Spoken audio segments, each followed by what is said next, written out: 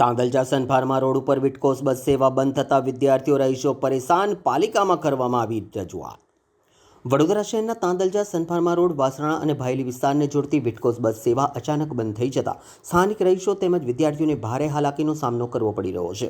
ત્યારે આજરોજ બસ સેવા પુનઃ શરૂ કરવાની માંગણી સાથે તાંદલજા સ્ટુડન્ટ કાઉન્સિલ દ્વારા વડોદરા મહાનગરપાલિકા ખાતે ઉગ્ર રજૂઆત કરવામાં આવી હતી। પાલિકા દ્વારા શહેરમાં જાહેર પરિવહન માટે વિટકોસ બસ સેવા ચલાવવામાં આવે છે। તાંદલજા વાસણા અને સનફાર્મા રોડ વિસ્તારમાં અવરજવર માટે રૂટ નંબર 56 અને રૂટ નંબર 7ની બસો દોડતી હતી। જો કે આ બંને રૂટની બસ સેવા અચાનક બંધ થઈ જતાં વિદ્યાર્થીઓ સહિત સ્થાનિક રહીશોની મુશ્કેલી વધી છે। આ સેવા બંધ થતાં વિદ્યાર્થીઓને શાળા, કોલેજ તેમજ અન્ય સ્થળોએ જવા માટે ખાનગી વાહનોનો સહારો લેવો પડતો હતો।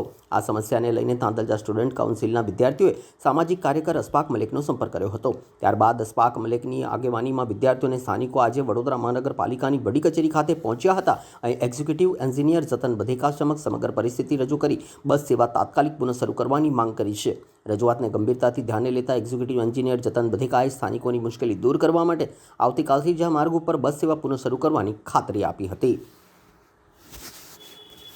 આજે વડોદરા શહેરમાં તાંદલજા વિસ્તાર, સનફાર્મા રોડ વિસ્તાર, વાસણા વિસ્તાર અને ભાયલી વિસ્તારના જે વિદ્યાર્થીઓ છે તથા ત્યાંથી નોકરી ધંધા અર્થે આવનારા જે લોકો છે, જેઓને આવવા જવા માટે સિટી બસ સેવાનો સતત ઉપયોગ કરતા હતા, વર્ષોથી ઉપયોગ કરતા, જે સિટી બસ વિટકોસ બસ સેવા જે બંધ કરી, જેના કારણે આ વિદ્યાર્થીઓ અને વાલીઓને ખૂબ જ મુશ્કેલીનો સામનો કરવાનો વારો આવ્યો છે।